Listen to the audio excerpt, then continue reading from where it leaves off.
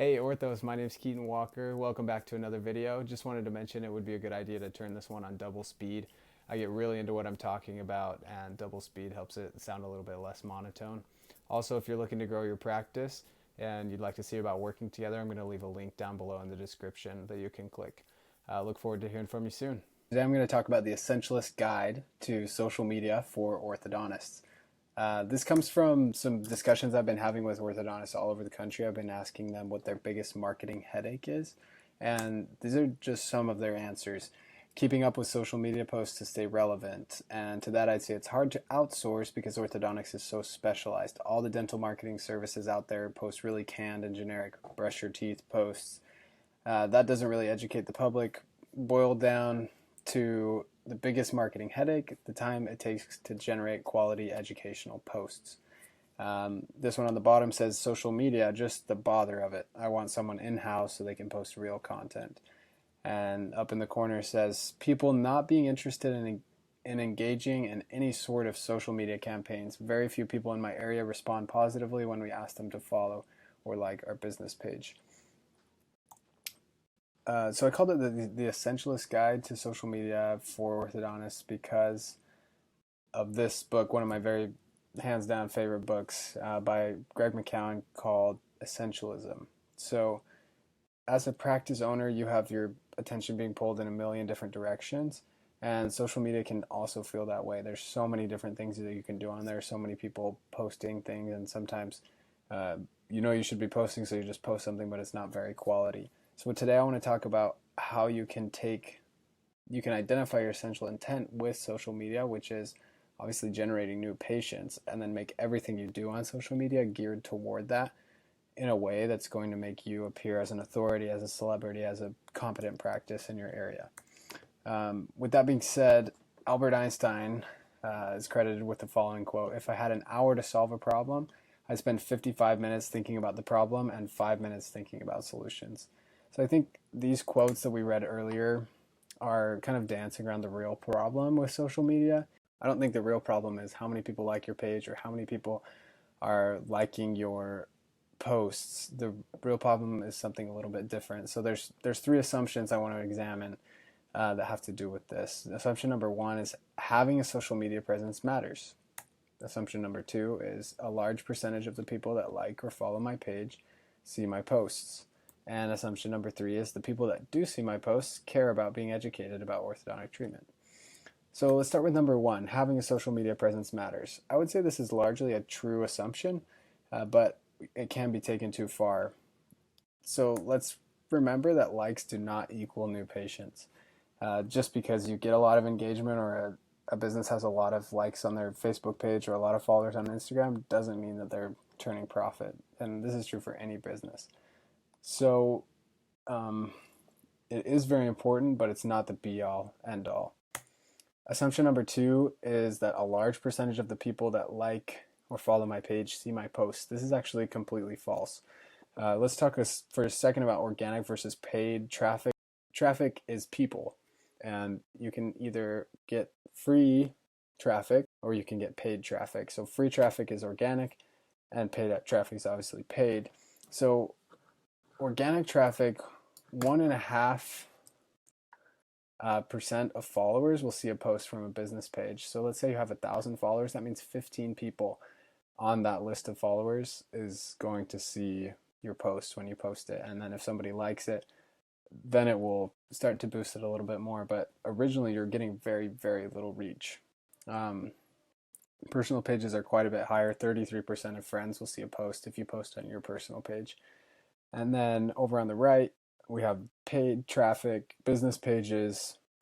It's obviously a pay-to-play game. You have to pay Facebook to put your ads in front of your target market, and personal pages cannot run ads.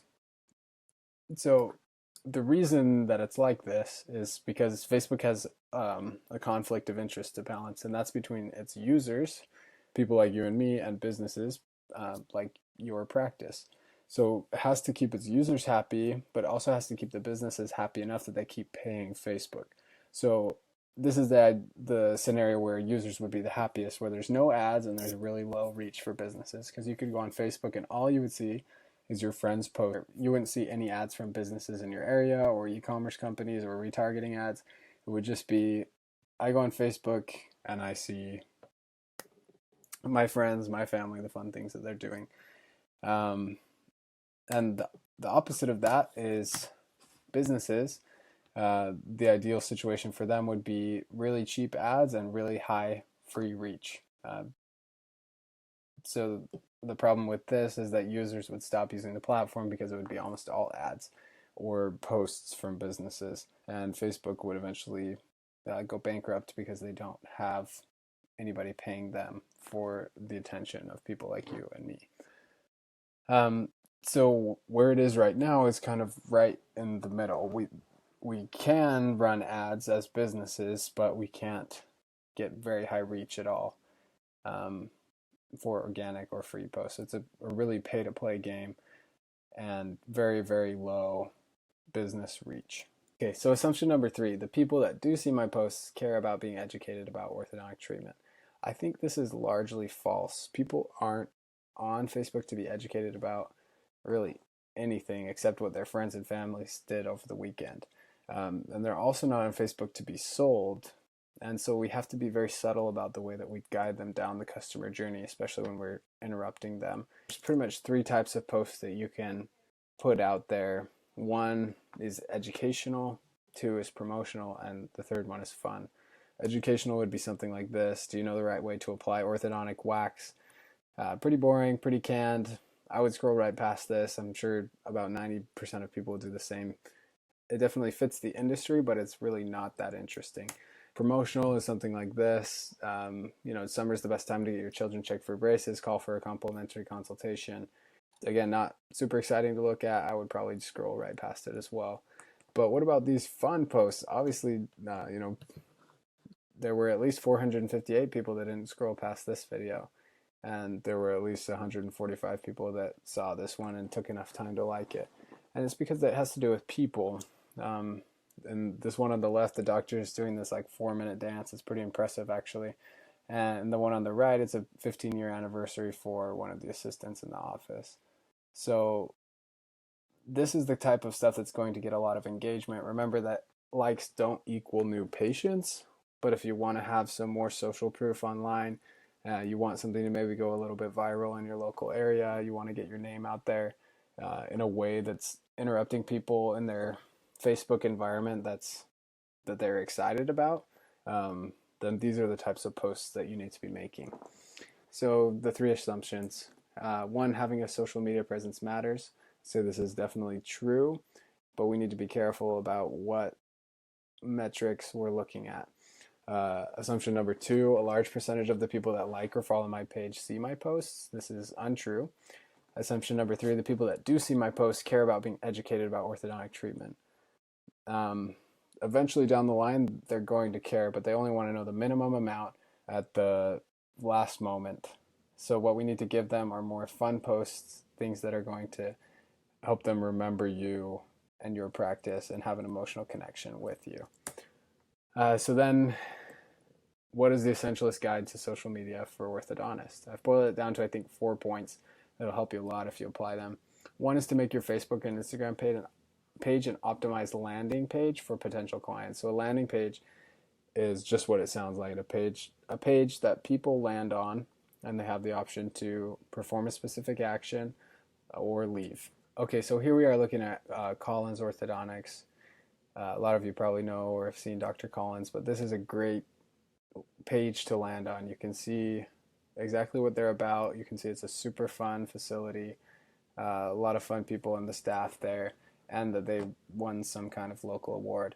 You scroll down, you see it's recommended by 603 people. You can see the things that they offer, where they're at.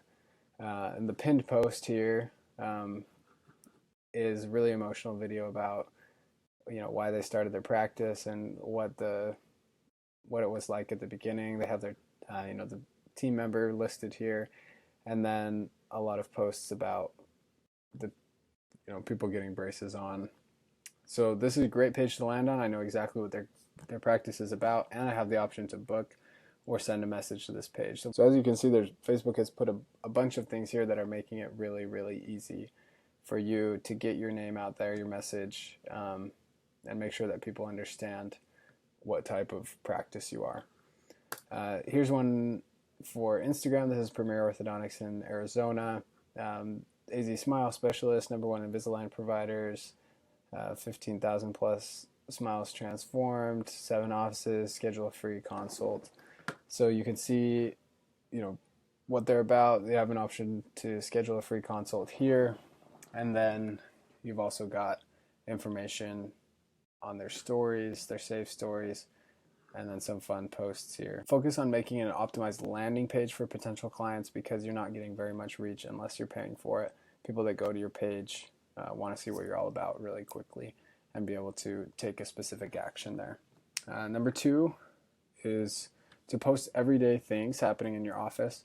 You can just assign an assistant to take pictures on a camera or on a phone and post them. You're not going to get a ton of engagement, and that's totally fine. It's just, again, about optimizing the landing page experience more than getting a lot of engagement every single time. And that brings us to number 3, which is to periodically post something that will get more engagement. So a few times a year, you'd post a picture of the doctor and his family. That tends to do really, really well. Or, the face app ones that everyone has been doing lately. Those do well because people are on Facebook to see funny things like that, or to see faces of people that they know and love. So that does have a time and place, but don't expect it to be every Facebook post that you make that gets over 500 likes. And then number 4, it would strategize and run paid ads, not boosted posts. And I would just hire an agency to do this. This is the part that you can outsource with really no problems. You just get rid of the headache of trying to figure it out all on your own. And something I would add to this is to hire an agency that only services orthodontists. That's what my agency does. We're able to get a lot better results because we're industry focused. We know what works. We know the trends that are occurring in the industry right now. And you can plug your practice into a system that's already working for other practices all across the country. Definitely something I would recommend. I have another video on my channel that talks about running paid ads in the system that I have. So definitely go check that out if you're interested. And I'll be putting out more content on how you can do that on your own as well in the future. But if you want to hire and, avoid the headache and plug your practice into something that's working really, really well for orthodontists across the country, just click down below. My scheduling link will be there, and you can schedule a time to speak with me. I can explain more, answer your questions. And I look forward to speaking with you. Really hope you enjoyed this. Hope we could go over some important things, and